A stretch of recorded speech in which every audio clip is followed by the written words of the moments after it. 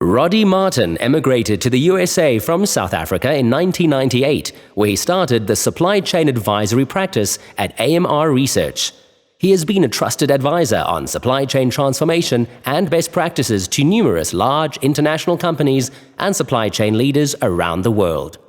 Roddy is respectably regarded as an international thought leader in end-to-end supply chain. Ladies and gentlemen, please welcome Roddy Martin.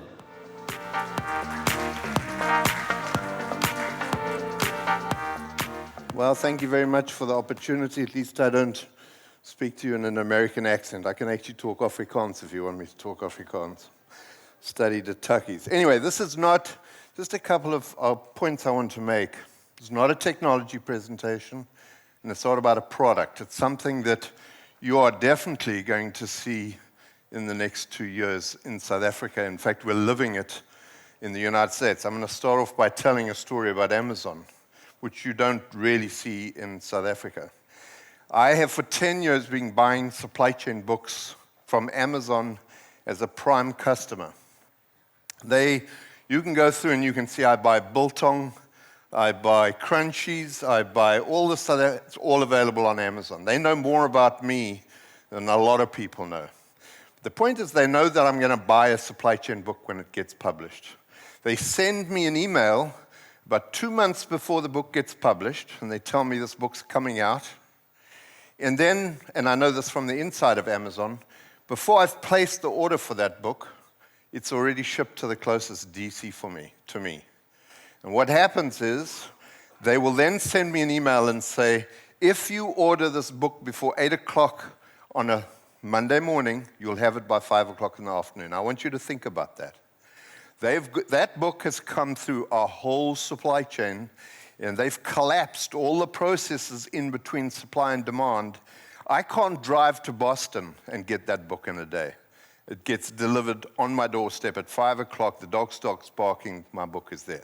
So I'm going to be talking about how does this talk to supply chains, and where are we going? I mean, right now in Sun City, there's I don't know how many thousand people talking about SAP and supply chains at Safila, right? And you say, well, where does ERP fit into this whole thing? That's what I'm going to talk to you about. So the future's here. This is not something that you have a choice about. It's happening. It may not be happening in a big way in South Africa, but it's definitely happening in the United States.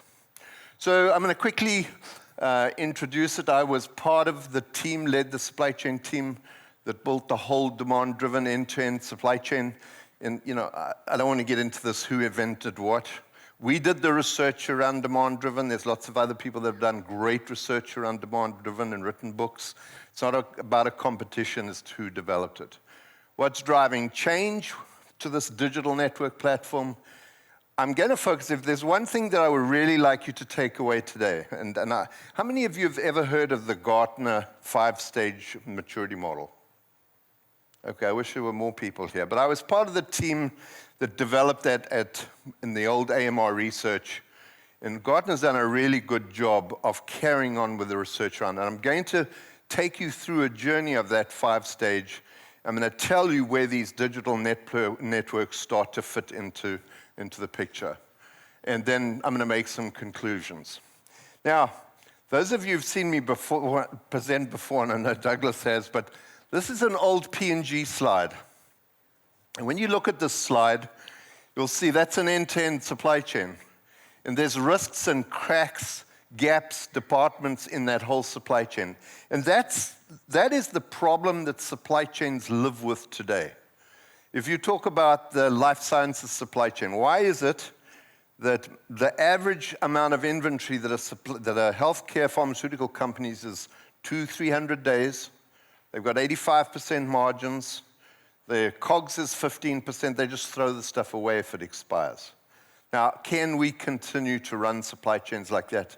And I will tell you, when you see what's possible and what's actually happening in this company I've just joined, it's actually quite incredible. So the problem is, and those of you who've ever heard of Professor Hao Li, who is a professor of supply chain at Stanford University, he has a brilliant way of explaining this. He said, we all went out and bought these billion-dollar searchlights for our companies.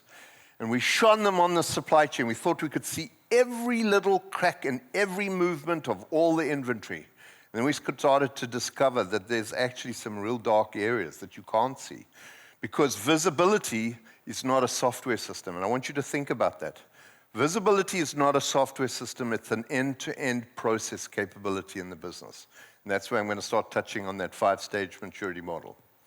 So what is an end-to-end supply chain? And this is just a visiting of these concepts, because some of you have probably seen me present the slide before. An end-to-end supply chain has all these pieces: suppliers, integrated product network, it's got S&OP and integrated business planning, it's got customer-facing processes. But here's how these supply chains worked in the past. And that is what we call inside-out supply chains, supply-driven. We forecast stuff, we make stuff, we hope that sales sells it. What's changed? Well, what's changed is the flow of information coming back from the marketplace. And that is getting more real-time and more sophisticated and more insightful over time. Think about what Amazon does to me. Amazon didn't wait for me to order the book. They already knew I was going to order the book. They had the book waiting for me. So therefore, that whole fulfillment process has just gotten collapsed. And then what happens is now you've got companies who have to be responsive in making product reliably because of that true demand signal and that segmentation model. So that is what an end-to-end supply chain looks like. Let's just keep it simple.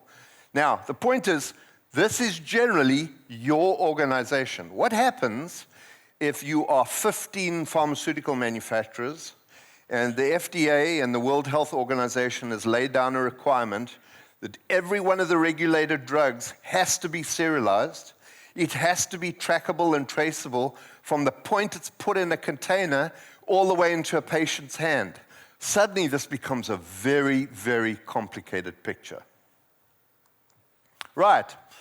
You know, this is a great expression because I think that the whole discussion around the digital network platform is exactly this point. You don't change things by fighting reality. You can't get hundreds and hundreds of consultants integrating your data and integrating your ERP systems to get past this problem of how do we build an ecosystem of healthcare companies or consumer goods companies. You can't actually just do all these integration projects. They've become way too complicated and way too expensive. I'm not naming any companies or any consulting companies, but I will tell you there's a very large pharmaceutical company in the United States that has different divisions that spends $100 million a year harmonizing data across all of the ERP systems. Think about that. I didn't say implementing a system, I said harmonizing the data, which means they don't have one version of the truth across a consumer-facing, a pharmaceutical-facing, a medical device. They don't have one version of the truth. So that's the mess that we're in. You have to actually go to a new model that makes the old model obsolete. And that doesn't mean throwing everything away. Nobody's going to go throw away $2.5 billion of, you name it, ERP system. They're never going to throw it away. That's not going to happen. But then how do we use it but create brand new capabilities in the marketplace? So the capabilities today in the supply chain, and I've got a couple of slides, and you're all going to get these slides that show some interesting stats from the leading research companies, but I'm going to talk to the key issues. First one is visibility. And the point I want to make is visibility is not a software system, it's end-to-end. I can't plan in an integrated environment if I don't know what's on demand side and I don't know what's on supply side. Because then I'm taking a chance. I'm going to forecast, and I'm probably wrong. Inventory is going to sit. Or I'm going to get the forecast wrong, and we're not going to make enough, and I'm going to run out of product. And if you're in the healthcare system, and it's an FDA-regulated drug, and there's now a law in the United States, the drug security supply chain, if you run out of product and people die, people go to jail. If you allow counterfeit products into the supply chain, it's a highly regulated product, and people die, executives go to jail.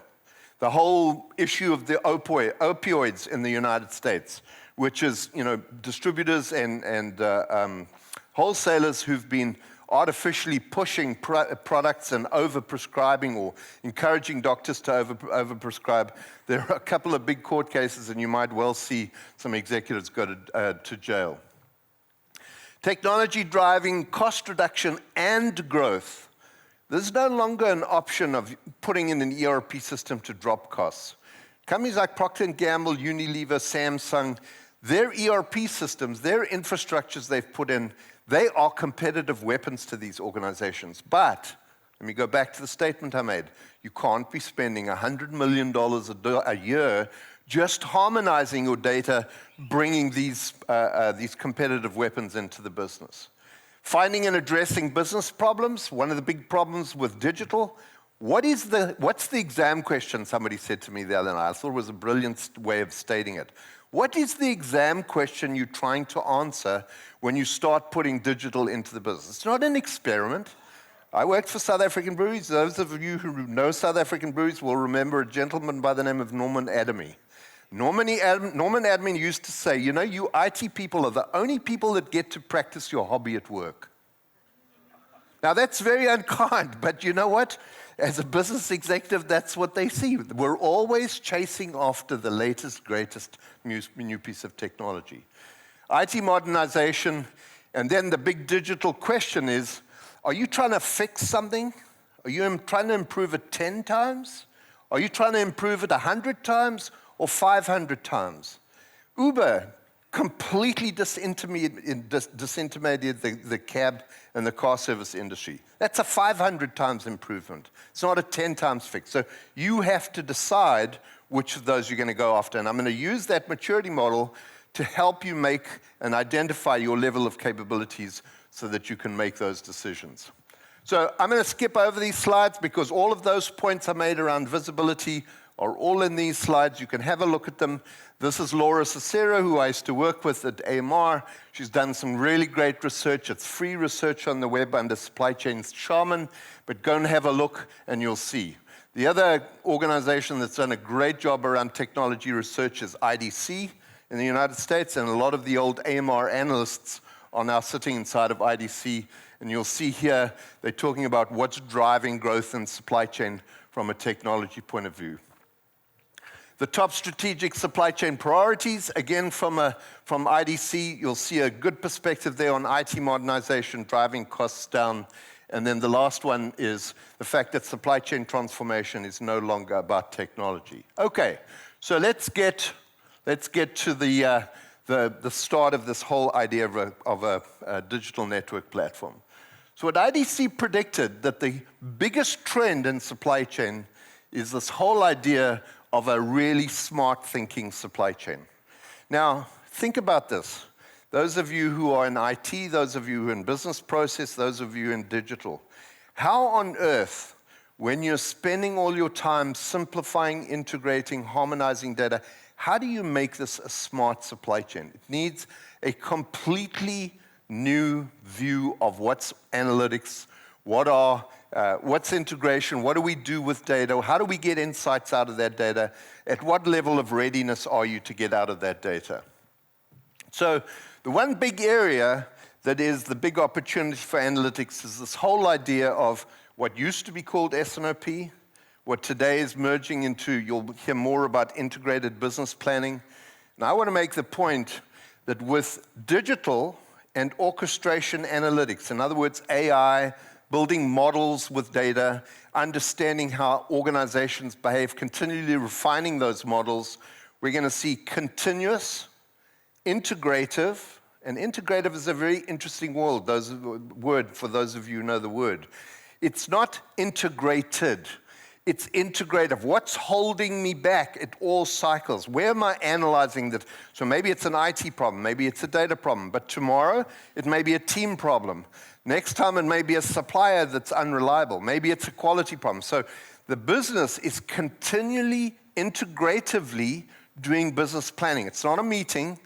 It's a continuous process run by an orchestration. So you ask yourself, how would I fit that into the 10 ERP systems are going to tie together? That's an absolute nightmare to build that model, as I'm sure you all understand, because that S&OP's got the supply side, It's got the demand side, it's got the business, and it's got logistics and operations. How do you bring that all together?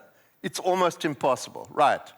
So let's go to the first trend that I'm going to say be very careful of, and that is this term control towers. So how many of you have heard of a control tower? How many? Everybody, it's amazing. How many of you have implemented a control tower? And I don't want to know which one. Don't rattle it out because it doesn't really matter. Who's implemented one? Right, so the interesting value proposition of a control tower is, and you listen to their messages, we can connect and make visible multiple events around your architecture no matter what ERP systems you got. And I could rapidly respond to an event in your supply chain. Is that sustainable? Because when you look at a control tower, not only is it looking to give you visibility, but you also want to drive analytics of that visibility, and you want to execute certain things. So I might say, well, why am I running out of material supplies at a particular supplier? Let's analyze the performance of all our suppliers. Now let's move inventory or change suppliers. So this is a whole journey of moving from the left to the right, of going across these 5 stages that I'm now going to explain to you. So now let's get to this, how do we lead ourselves into this digital transformation? We've got all these ERP systems, we've got all this data, we've got an organization that's traditionally been focused on lots of ERP systems and reducing complexity and massively complex IT infrastructure. We've probably merged and acquired companies and products over time, so we have this massively complicated system. So think about, those of you who know anything about the Bill and Melinda Gates Foundation, and I was involved in the design of the van, what they called the Visibility Analytics Network at the beginning of the foundation. You've got a number of countries. You've got countries that donate money and individuals that donate money. You've got countries and individuals that donate drugs onto a platform, and you want those drugs to go to where they need it. And then they focus on the 5 different therapies of AIDS and vaccines and malaria, et cetera. That becomes really complicated if every country's got lots of ERP systems. Somebody's donating onto these ERP systems and into these countries. And somebody's making a decision and countries are negotiating about who gets what products. You see how complicated that becomes? So we've got to think of a totally new way of putting in an enabling infrastructure to allow us to develop these brand new business models. So I'm going to take you through the 5-stage maturity model very quickly, and then I'm going to introduce you to what is called the digital value network or the digital network platform, which is what Amazon is, it's what Google is, it's what ultimately Microsoft will become. It's a very, very exciting space, and it's going to fundamentally, I think, change the way that business ecosystems operate around IT. So, the 5 stages of maturity, and I'm really just going to touch on the high level.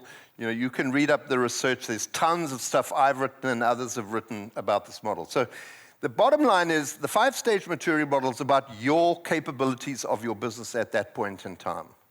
Stage 1 says, I didn't see the problem coming, I react to it when it happened. That's stage 1. A lot of pharmaceutical companies are still reacting to the fact that, oh my gosh, I didn't have inventory, so we ran out. Or, oh my gosh, we've got excess inventory, now we're going to go throw it away. Or consumer goods, we've got product that's expired, we've got to throw it away. That's reacting. I didn't know what was going to happen. I didn't have any intelligence in my systems. And so there's lots of people rushing around like chickens without heads. That's probably a South African expression, not an American expression, I would say. People would croon if they heard me say that. But so the second mode of capability enhancement is project-based improvement. In other words, why is it that I'm getting all these quality problems that I have to react to? I'm going to build an integrated project system to fix a problem. Inventory, quality, serialization, regulatory compliance, putting in an ERP system as a project. Stage 3 of that model says, I now start pulling these projects together and I drive functional excellence, planning excellence, quality excellence, manufacturing excellence, logistics excellence. Now, I don't know if any of you are sitting listening carefully to the words I'm using. But stage 1, 2, and 3 are silo-focused. They're not end-to-end focused. You've got lots of projects, and you don't know, because the project management organ is not looking to see whether your focus on driving down logistics costs suddenly given you a customer service problem, or a quality problem, or a supplier problem. So those projects aren't necessarily connected. When you get to functional excellence, those groups of projects are now just functional silos. Do I know that as I'm driving logistics excellence, is it not impacting customer service excellence? Or is that not impacting, is manufacturing excellence not impacting the way I have always done planning? The first time you cross over to what I showed you at the beginning of my presentation as an end-to-end supply chain is in stage 4. Now, I know somebody's going to ask this question, why can't I just jump to stage 4? You all know this. Most organizations go through these stages of building project capabilities, building functional excellence, then connecting all these functional excellence together and say, you know what? The metrics for the business have changed. It's not about costs in the logistics or the number of times I have a quality problem. All that I care about is customer service levels. Am I delivering on time and full? How many of your organizations have focused on time and full, and are you not stuck in driving on time and full because all the competing measurements about the business, you never know what's the root cause of the problem, right? That's generally what happens. So in stage 4, the business starts to look outside in.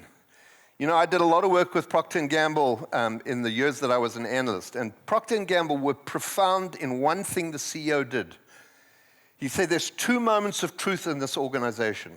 The first moment of truth is when I say a product's on the shelf, it will be on the shelf, because they found they had $1 billion worth of stockouts.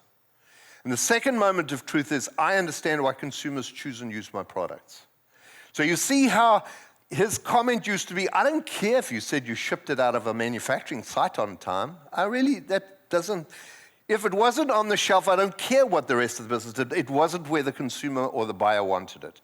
And I would argue that moment of truth applies to every single one of you, whether you're making cars, airplanes, toothpaste tubes, drugs, it's exactly the same principles. So then stage 5 says, now I've got a whole ecosystem.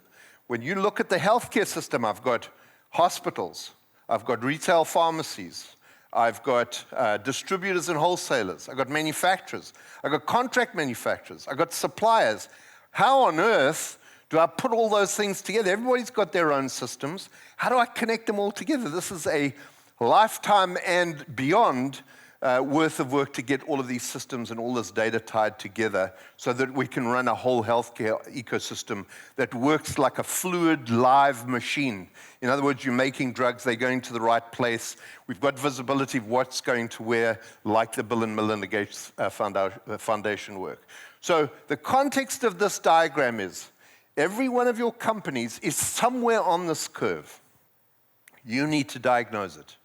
And you need to make your IT decisions and your digitization strategies need to fit on this curve, because I can tell you, if you start taking on stage 4, stage 5 challenges using digital, and your readiness is stage 2 projects, your capability, you will fail.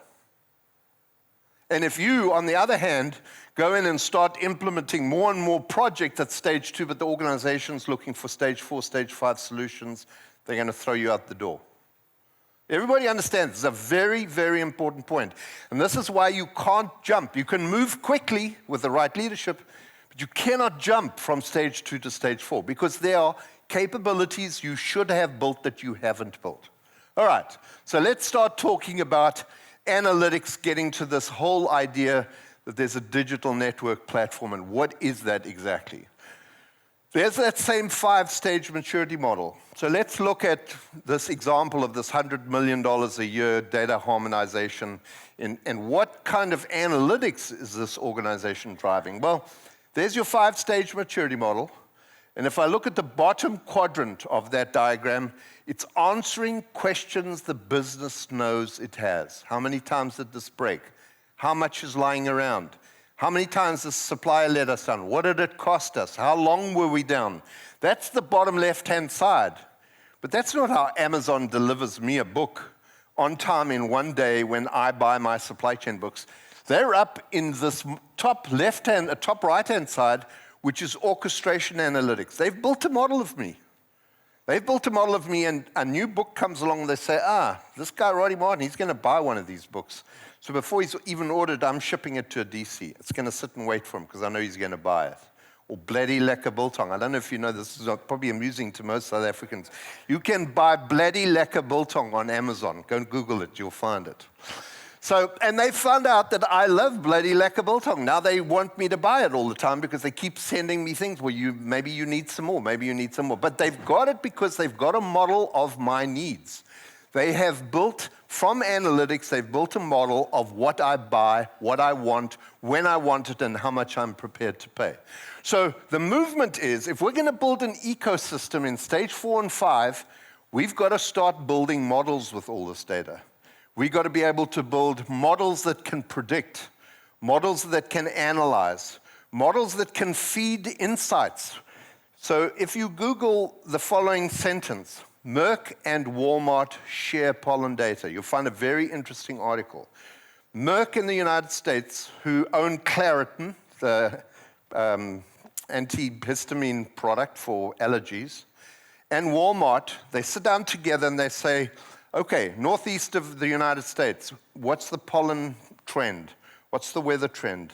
What levels of Claritin do we have in case we have sudden spurts of warm weather and there's a lot of pollen? They then move inventory. And what they do then is they watch social media to see, are people talking about a shortage of Claritin on Facebook and Twitter? And they will move their inventory. They have saved, I can't share the number with you, but I can tell you it's more than $50 million just in inventory by doing that. Because what happens is we have a spurt, those of you know the northeast of the United States have a spurt of hot weather, lots of rain. Suddenly it's ragweed. Ragweed pollen levels are high. People have got antihistamines. I'm going to go down to the shop or the pharmacy, buy myself. It's not there. So I buy a competitive product. They don't want that to happen. They want to sell you that product. So they will do anything to build a model that can predict the needs of the different areas of the United States. So first hint towards this digital network platform is some totally new orchestration analytics layer. A layer that you're not going to get out of your ERP system. It's looking for questions. It's not looking for answers, traditional questions you had out of your ERP system or your inventory management. It's looking for new patterns, things that you never even thought about. It's going to find in there and say, well, why is it that when this promotion happens, that supplier is involved, this 3PL is involved, we have customer service problems? You would never have been able to look for that. It would have taken you, it would have been a nightmare to comb through all the data to look for all of those linkages, right? So now we're starting to get to this, what is a digital network platform? So, first of all, imagine this. Imagine that you have a supply chain that is sitting connected to a cloud-based, and I'm going to use Amazon AWS, but there's Google services as well. But all of your businesses, your suppliers, your manufacturers, your contract manufacturers, the retail pharmacies are all sitting connected to that network. Well, I'll tell you why I joined the company I'm with now. And I will tell you a story that I heard the CEO telling a very large executive from a pharmaceutical company and the head of a very large retail pharmacy, somebody like a Clicks. In the United States, you've got Walgreens. The head of the executive company from the pharmaceutical company said, how would I connect on this platform to a pharmacy? So here's what the CEO of our company, and by the way, this is what we do. So he says, I'm going to tell you, like a Facebook request, you, Mr. XYZ pharmaceutical company, you're going to make a Facebook request to me. I'm going to say, I need these 8 pieces of data from you. And it might be the status of the batch, temperature, whatever requirements are required in terms of track and trace and serialization. You're going to give me those connections, whether they come from your SAP, ERP, EDI, whatever it is, but I'm going to connect it into that cloud at the center. Great. Then I'm going to make a phone call to Walgreens. I'm going to say, Walgreens, this pharmaceutical company wants to connect to you. Are you good with that? Yep. I'm going to give them the same requirements for that data. So that comes out of your ERP system. So inside your four walls, you've got all your ERP systems, your inventory management, your quality management, regulatory. Now I'm taking 8 streams of data, and I'm connecting them into that cloud, which has, for those of you who know the expression, a canonical, that actually normalizes the context of all this data coming in. So remember now, I've connected a manufacturer, and I've connected a retail pharmacy, and I throw the switch. Within 2 weeks, every single regulated product flowing out of that pharmaceutical company, all the way through the retail pharmacy into a patient's hand, is tracked end to end, can be recalled, and it has unique serialization code. Do any of you appreciate how different and difficult that would be to do if you had thousands of ERP systems that you were trying to connect together? And that's what a digital network platform is. That's what Amazon is to me. Because think about my comment about books. So in that canonical, they've got this model of this guy called Roddy Martin. We know what he buys. We know when he buys it. We know how much money he's prepared to pay. But connected into the Amazon cloud are all the suppliers of those books, all the bloody lekker biltong manufacturers, all the logistics companies that are going to ship the order to me. They're all connected onto that cloud. So when I place the order, I've just collapsed the whole fulfillment system. And if you go and Google the term, you'll see it's called the double-sided network effect. And I'm going to show you, the company that I work for, what they've been able to achieve. Remember, they have 80% of every transaction related to every regulated pharmaceutical product in the world, World Health Organization as well as the FDA, that goes through that platform. It blew my mind. I got goosebumps just talking to you about it because I never thought this was possible. And when the CEO said to me, now, Roddy, you're going to help me turn that into a supply chain platform. Do you see why that's a no-brainer? Because that is a supply chain platform. They've collapsed every piece of complexity inside of that cloud around fulfillment and visibility. They've collapsed that, like Amazon's collapsed it. Amazon don't have planners. They have data scientists and algorithms and models. I know, because I know a couple of people that work for Amazon. They don't have, sophisticated, you give it a name, advanced planning and scheduling. So they never get anything done. So here at a high level is what this is all about. Now, this is a picture of the healthcare industry. So obviously, if you're in consumer goods or industrial or automotive, those are going to be different bubbles. But all of those, look at what's connected onto this platform. You've got pharmacies, you've got 3PLs, you've got repackages, contract manufacturers, distributors, pharmaceutical companies. This is so powerful. I've got to be very careful of my words here because I don't want to be quoted. It's so powerful that they could push a button on that platform and they can see where all certain products are sitting in the United States. Now, I want you to form your own opinion of what products I'm talking about. There's a lot of controversies around highly regulated painkillers in the United States. Push a button, you can see a map of the United States and where all that stuff is sitting. That's very scary. Very scary. But that's where we are. That's where we are. The only reason Amazon can do my fulfillment for me is they know where that book is. They stuck it in a DC because they knew I was going to buy it. Okay, so let's have a look at some numbers here. These are not PowerPoint slide created numbers. These are real numbers. Just have a look at the impact of that network effect, because the more members that join the network, the more information you have about all the members, the value goes up exponentially. So if you look at the 3-year compound annual growth rate of aggregate contract manufacturers connecting, just look at those numbers. Because now it's actually more expensive for you to not be part of the network than it is for you to join the network. If I've got CVS, Walgreens, Clicks, Walmart, and Target, all the retail pharmacies, and they're all sharing information, and that's a big challenge in itself because there's still HIPAA laws and privacy laws, so you've got to be really careful with this.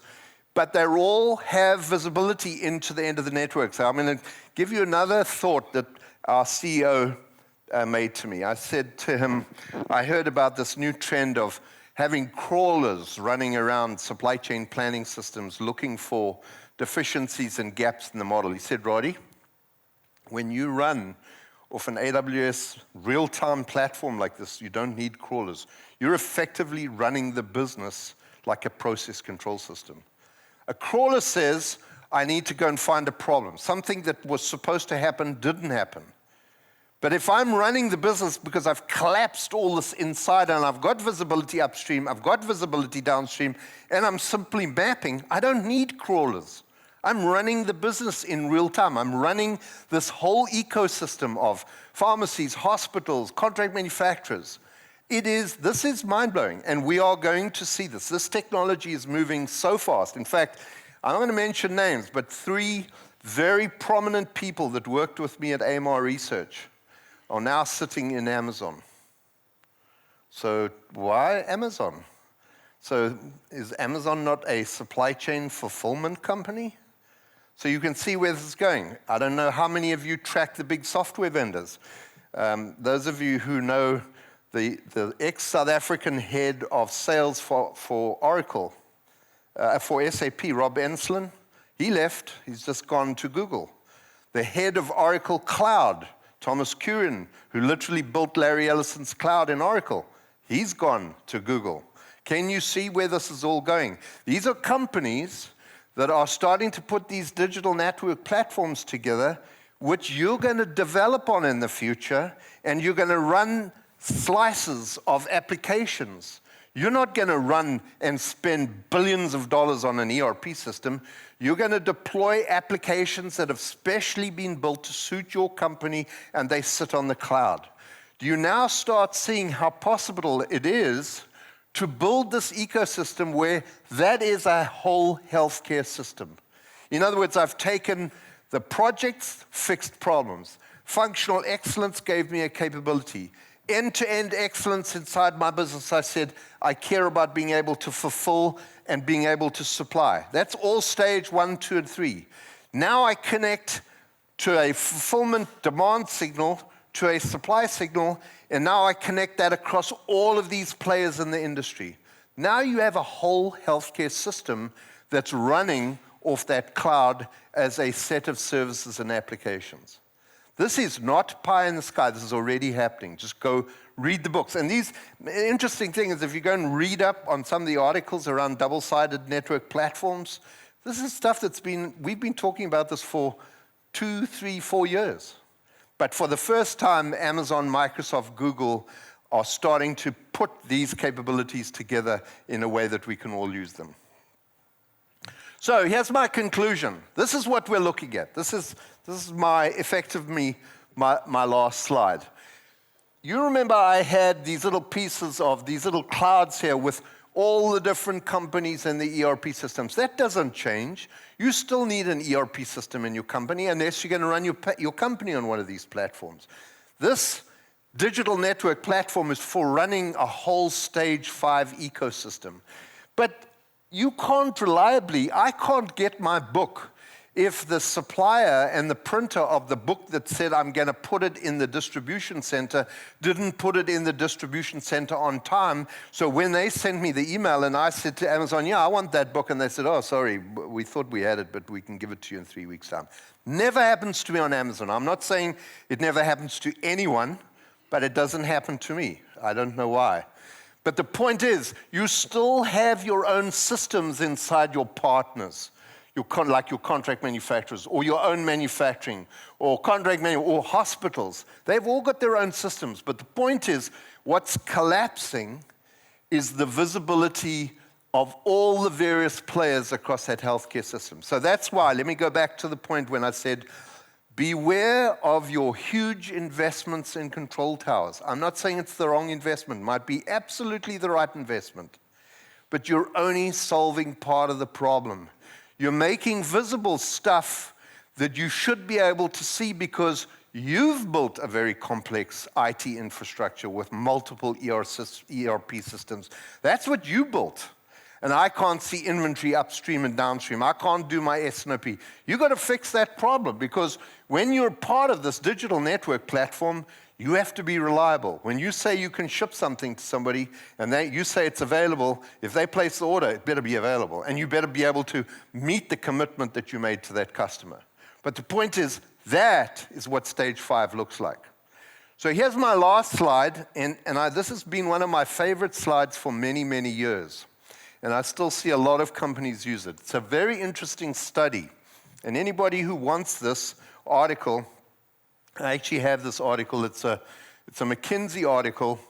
And this is research that was done by the London School of Economics and McKinsey. And it shows a very interesting set of statistics. If you look on the x-axis and the y-axis, the x-axis is the deployment of IT systems. In other words, MESs, ERPs, planning systems. The y-axis is process improvements, Lean, Six Sigma, process reengineering, visibility, all of the classic process reengineering stuff we did.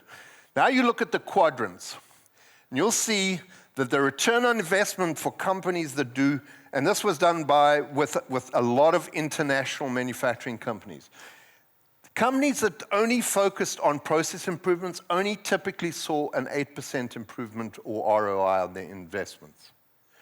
Companies that only did IT investments, like I put in the ERP system or I put in the inventory man, they didn't do all the process changes. And there are a lot of companies that still do that, right? They only saw a 2% ROI. But those companies up at the top right-hand side, that when they put in processes, they put in systems, they focused on re-engineering the business, being people, process, and technology, they got a 20% ROI. This is a very important statement to make, and a conclusion and an insight when you come to digital. There's a lot of companies running around doing their hobbies at work, IoT and AI and all these fragmented projects that are not connected. Sure, it's going to give you a return. It might give you a return under IT analytics, 2%. It might give you some process improvements because you saw some process problems of 8%. But when you start bringing digital together, and do yourself a favor. So how many of you are in companies that have a digital leader or an organization?